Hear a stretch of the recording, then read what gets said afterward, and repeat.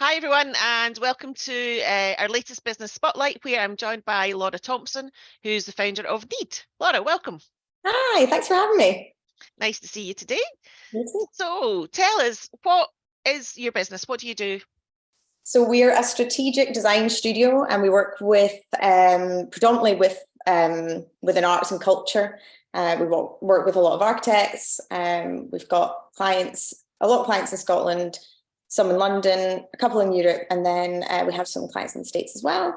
And we tend to just work with businesses that we feel are doing good things in the world and feel really passionate about what they do, because we feel passionate about what we do. And that's that. So, sounds like values are kind of important to you with choosing who you work with. Is that fair? Yeah, for sure. I mean, worked with lots of sort of global brands in the past in other agencies, and it was an amazing experience. But I just felt like I wanted to work with brands who, made me feel like I could sleep better at night, by sort of helping them. And I went to art school, so have like an interest in art and culture in general. It just seemed to align a lot more than sort of bigger corporate brands that I've worked with in the past. So, let's get into that in a wee minute. What is strategic design, though? What actually is that for a layman who maybe doesn't understand the term? Totally. So I think there's a common misconception that strategy is some sort of mysterious like witchcraft, and it is the most simple thing in the world. I think it's even more simple than design, because design can be so subjective. But I, as the strategy director, basically do what a business needs and will ensure that they get value and return on investment. So we'll do a lot of research at the start into business values and business goals and who their audience is, what their audience needs, and sort of marrying up the business goals and the audience needs. And maybe looking deeper into what the client actually needs in terms of design. So they might come to us saying, I need a website, but maybe they need to refresh their brand or put out some social posts and grow that following. There's endless things that businesses could be doing to reach more customers. So it's just basically finding out what they need and making sure they do it. That's it. It's so simple. There's no magic to it at all. And so, what's your kind of product ladder then? You mentioned website. What other things might you do? So it's anything within strategic design. So we do a lot of branding, websites, and socials. Everything. Copywriting. My background's in copy. That's how I started out. Literally everything. Like, our services are endless. So any sort of design needs. And we run an event as well called Jot, which is for people who write. So we have worked with clients in sort of the eventing area, but it's not something that we necessarily say we do as a service. So maybe I shouldn't have said that, but we have helped plan events in the past, and we can do all the sort of print collateral for events and advertising for it as well. Okay. And you mentioned you've got clients all over the world, I think. So how did that come about? How did they hear about you? Honestly, that's such a good question, because I can barely remember. I think it was because of lockdown. It seemed to really open like international doors, because I think people were just looking further afield. It started with a client in New York, and then just word of mouth, it just sort of spread. That way. With London, we had a few connections there anyway, because I think there is, like, between Glasgow and London, like quite a lot of connections there. And we've since been over to the States, because we can obviously travel now, but we had worked with clients over there for well over a year before we actually met in person. So I do think lockdown really helped to work with international clients and do it all over Zoom. And it was so much more effective as well, because we used to go down to London before the pandemic, and it would take all day, and we'd do like a full day workshop, and everyone would be tired. And we still do workshops in person, but we've realized we can streamline them and make them like an hour, 2 hours instead of a full day sort of thing. And I think back to that, and I'm like, how did anyone have the energy to do that? No. I do still feel it's better to meet in person than do it on Zoom all the time. but it certainly makes it a lot easier, especially for our clients. Yeah. Yeah, it's amazing when you think back to some of the things we did pre-lockdown and you think, well, No, like getting what the were we red thinking? eye, and I know. Craziness. So Yeah. you said you work with a lot of architects. Is that through choice, or are you, interested in them as a particular niche, or, who's your Yeah. ideal client?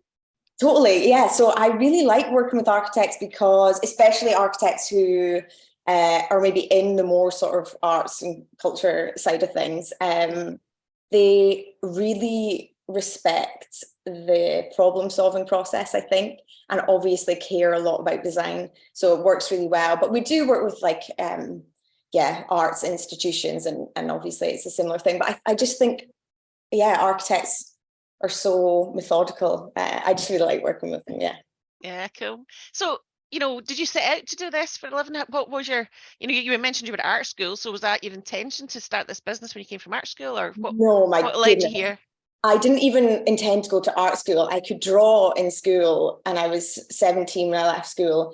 And art teachers were like, "Oh, you should go to art school." And I was like, "Okay." I'll do that then. I was like, "I like to draw." And then I ended up studying sculpture, which was I just really enjoyed it. I was like, whoa, my dad used to be a joiner, so maybe there was something there. I liked being in the workshop and making things. And then when I left uni, I worked in a school that was horrendous. It ended up getting shut down. It was like a private school. It was so bad. I am super working class. I don't know what I was doing working in a private school, but that's where I ended up. And then I moved to Glasgow to be with a boyfriend, as you do. And I got a job in Hobbs. I'd always worked in retail, like from when I was in school, like part-time, then all the way through uni. So I was like, I feel pretty comfortable in this. And I was like, quite happy to just work my way up. I was like, oh, maybe I'll be a manager one day or whatever. And then feel like I've told this story so many times, and if anyone's heard it, they're like, oh, here she goes again. But a woman came in, she was a customer, and she was buying these like beautiful outfits to go and meet clients in London. And I just was like, who are you and what do you do? Like, who are your clients and what are you up to? And she was like, oh, I run a copywriting agency. And I didn't really know what copywriting was, but I love to write. So I was like, oh, I love writing. And she was like, here's my business card. And then I didn't get in touch with her. I thought she was just being nice. And then she kept coming in and chasing me up. And then I did send her an email, and she took me on as a freelancer. Yeah. So a few months I was working 7 days a week, which was fun, in the shop, and then working with her. And then eventually she hired me as a junior. And then, and then I loved copywriting. And I think that when you are writing, you just naturally ask more questions like, why are we doing this? Who's it for? Is it going to work for the client? And that's how I got into strategy. So there was no, like, in that whole process, I was never like, this is exactly what I'm going to do and where I'm going to be in 5 years or anything. I just sort of happened into it and really enjoyed it. I didn't even know that this line of work existed, back from school or art school or anything. And actually, I think like at art school especially, it was like, oh, you don't want to go into like, the commercial side or whatever. Yeah. And actually, it's amazing. So, yeah. And so how do you get the jump from being an employee copywriter to running your own business? What happened there?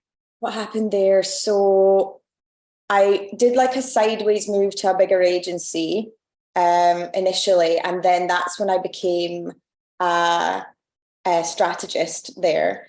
And then I applied for a job as a strategy director. I don't know what I was thinking. I to be honest, I was like, there's no way I'm going to get this, but let's just see. And I did get it. And that's where I met my partner, who is also now my business partner. But it wasn't the right fit there. They were much more like graphic design, and I think maybe wanted to suss out strategy, but I don't think it was right with the sort of clients that they had at the time. So then I started my own thing, and it was just going to be me, and it was just going to be a sort of, consultancy or whatever. And then we got really busy, which was great. And I took on an intern who then became our first employee. Then my business partner joined, and then we hired another designer. But yeah, so it was all pretty mental. It was like 3 months before lockdown that I was like, I'm going to go out on my own. And then obviously all the lockdown stuff happened. But like I said earlier, it was actually great. Well, Yeah. it wasn't great, but it worked out well for us. From Yeah, a business perspective, it's worked out. So for what have sure. been the biggest challenges then that you faced in running your own business? Oh man. Well, number one, I don't know what I'm doing. I just like, honestly, like my whole career has just been like, I'll do that now. So yeah, I think not having like peers, especially other women who are running businesses who I can be like, what are we doing? And like, Yeah. yeah, just with my background and stuff, it's not like I'm in the business world and I know, business people or whatever. Yeah, so I think not having a network is pretty tough. Yeah. And obviously starting in lockdown, it's not like I could grow that network easily. Yeah. Yeah, I would say not having a network and just trying to manage your time and not get burnt out. I think I really went hard at the start, which you have to do. Yeah. But I think I've found a really good balance now. Touch wood. And I mean, the first thing I do in the morning is check my email still, and it's the last thing I do at night as well. But I won't act on anything immediately. Yeah. So yeah, finding a balance is pretty tricky. It'll take a while, I would say. And looking ahead the next 3, 5 years then, what do you think some of the challenges are going to be in your industry that you're going to have to adapt to? Well, AI for one. I'm sure everyone's been talking to you about AI, but I Yeah. think certainly for us, so my partner, he's like he's like obsessed with it, and he's like he loves it, and then he's like, oh no, it's terrible. So he sort of goes between. But like last night, he put in like a dream that he had and asked it to turn it into a screenplay, and it was like amazing. And I was like, oh man, like this could so easily do our job. But I have tried it from like a strategy and a copy point of view, and it's not even close to being there yet. And I think so our developer was using it to sort of problem solve really specific bits of coding. Again, it wasn't coming out with the right things, but it was telling her things that maybe she would have tried that then she didn't have to try because it was like, oh no, these aren't the things to do. So I think that it might be something in our industry that will cause a lot of people to lose their jobs, but I don't know. We'll see. It's hard to tell. I heard somebody say the other day who was on in the creative space as well, for AI to take over our jobs, we'd need to get a clear brief from clients. And I just said, we're safe. That's so true. So that is one thing. That's why we're called Need, because we don't get briefs from clients. We work with them to develop a brief, because sometimes a client will be like, oh, I think we need this, I think we need that. But you have to dig a little bit deeper to figure out what it is that they actually need and what's gonna bring them most value. So that's such a good point. Yeah, certainly AI. And I think just in general, even before everyone was talking about AI tools, there are so many tools now that clients can use. We actually love it because we don't want them to always have to come to us and spend loads of money for us to do everything for them, because that's just not cost effective, especially within the arts and culture sector, where funding is just getting completely rinsed. But we'll recommend tools that they can use, like Canva, just to keep people, and we'll give them templates and things like that and guidelines. But I think for sort of smaller clients, it's amazing to have, but it maybe would put some designers out of business because there's so much you can do on your own. I would still say you should go to a designer initially, because you can always tell. But yeah, there's lots out there, and I don't know. We'll adapt. I think just everyone adapts, don't they? Yeah. It's like the old print guys when technology really boomed. So yeah. And if you were to start it all again, what would you do differently, Laura? The business. The business. Oh man, I don't know. I don't think we could have done anything differently because of lockdown. Maybe it would have changed the year. Maybe. No, I'm not sure. I think it was nice to go into it really naive because at a time where everyone was sort of like, what the heck is happening? Because I didn't feel too much pressure. I was like, well, I've tried something, and if it fails, it fails, and I'll just get a job again. So it was actually quite nice. Just being naive. I guess if I was starting it again, I would probably come up with a business plan, because that's one thing I've never ever done. I have zero. I just sort of go with my instincts, and touch wood, it's worked so far. But I'm thinking, you know, like 4 years into it, it's probably wise to have a business plan at this stage. So maybe I would have done that at the start and saved me some time and energy 4 years in. Good advice, good advice. And lastly then, who is there out there that inspires you? Who do you look up to and think, oh, I like them, or, you know, you want to be like them, or you like to listen to them? Anyone? I'm the first person. Oh man, but this makes me sound really sad, or I don't know, sad, maybe like obsessed. But my partner is genuinely, he inspires me every day. He inspired me to start the business, like to take risks. He's really supportive and wise, and also very calm. He has a very different energy to me, where I'm quite manic. And yeah, he's just very like rational and chill, and he really inspires me. And he's also very just switched on to everything.